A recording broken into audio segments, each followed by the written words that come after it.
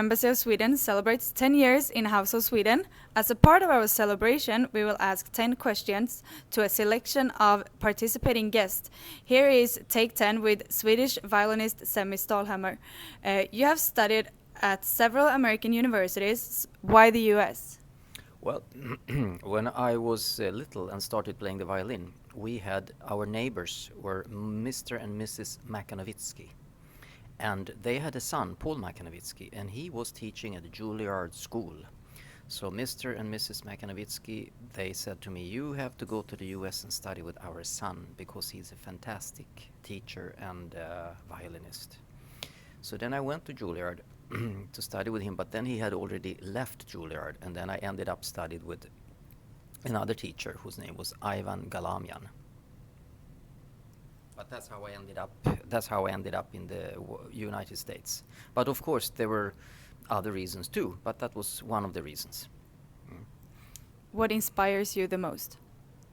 Um, well, basically, everything can be inspiring if it's presented in a convincing way. So it could be anything from music and science and culture and so on. So I'm pretty versatile in inspirational sources. You won third prize at the G.S. Bach International Violin Competition here in Washington, D.C. How does it feel to be back in town? Well, when I won that competition, that was actually in 1985. So a couple of years ago, and I remember walking around Washington, long walks. And when I came back, I took the same long walks around the same areas, around the, Lincoln Memorial and the park there and the White House area and so on. And it brought back memories from 1985 when I was here last time, practicing very hard for the competition. And today I had to practice too for the concert tonight. You have worked with many musicians throughout the years. Which musician has been the most interesting to work with? When you play with different musicians, every musician you play with has his own unique and special qualities. And you learn something from each one of them in different ways. One can be inspiring because they have great musical ideas that they can convey verbally. Others just have a beautiful sound. They don't say anything, but they play extremely beautiful. Others you learn different kind of social behaviors from that can be either very good to emulate or to avoid, and so on. So you learn a lot from everyone you play with. It's both a musical and verbal and social communication when you play music with people. You have been playing worldwide. What's the biggest difference between playing in the US and Sweden? And are you different as a musician when you play in Sweden or abroad? I'm not only different as a musician, but I actually become almost different as a person. First, when you leave Sweden, just as a tourist, wherever you are as a tourist, you sort of leave all the bills behind in Sweden and all of the cleaning of the apartment and everything, and you feel quite free. So that's one difference.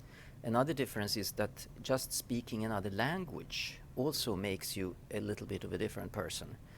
And because that language that you change into represents a different culture, and it represents a different, little different,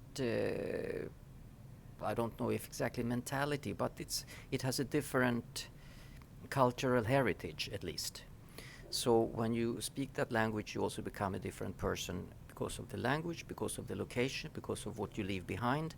And this change of personality also makes a change in the music. So I play a little differently when I'm abroad also. I cannot exactly specify how, but I notice it's a difference, and I have to think about your question to be able to answer it more specifically next time I get that question. You have appeared on 20 CD records as a solo artist. What kind of music is it on those CDs? Well, I have been concertmaster at the Stockholm Royal Opera for many years. So one CD I just made a collection. I collected all the favorite repertoire from the opera repertoire and some from the ballet repertoire, I think also, and uh,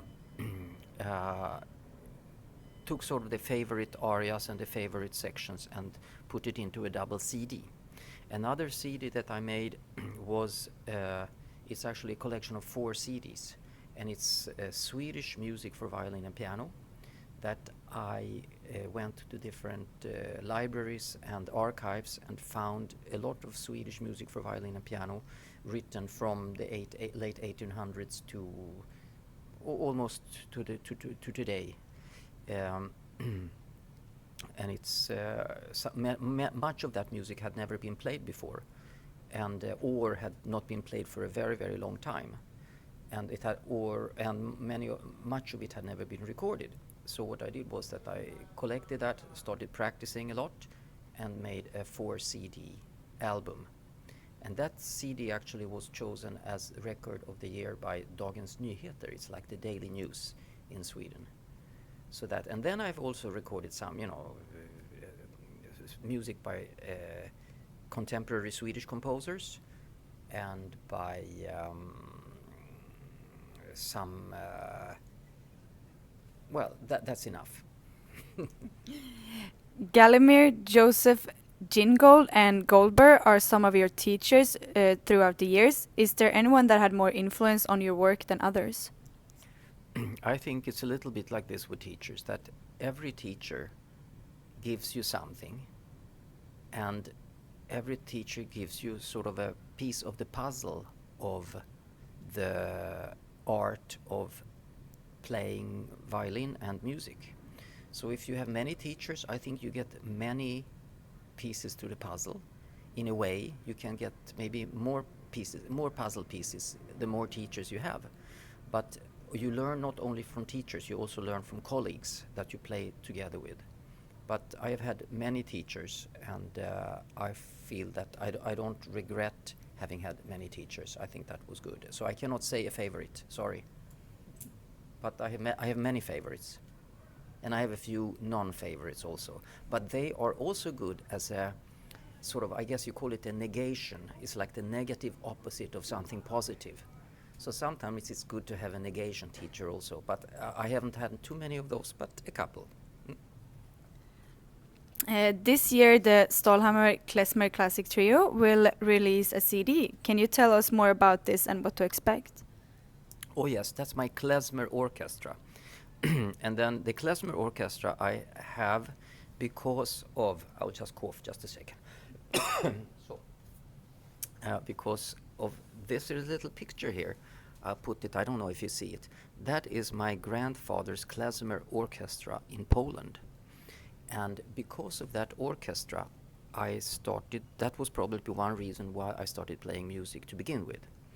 And that orchestra played in Poland from the beginning of the 1900s until about 1939.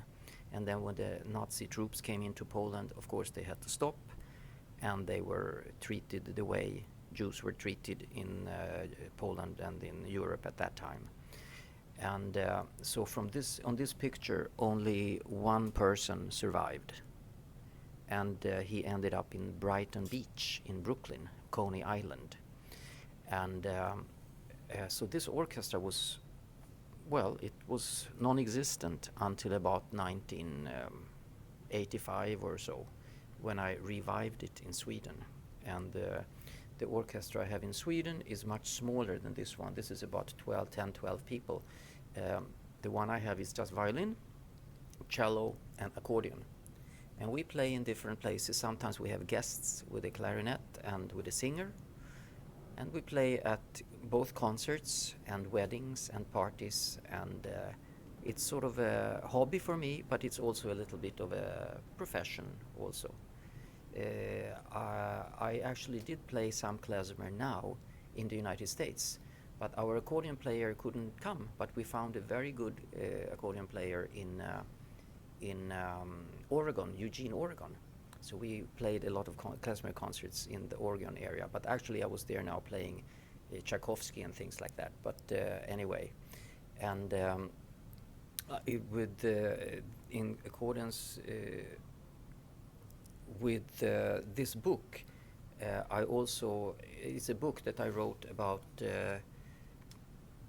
my father's history, and this book, during the Klezmer concerts, I also talk about that book.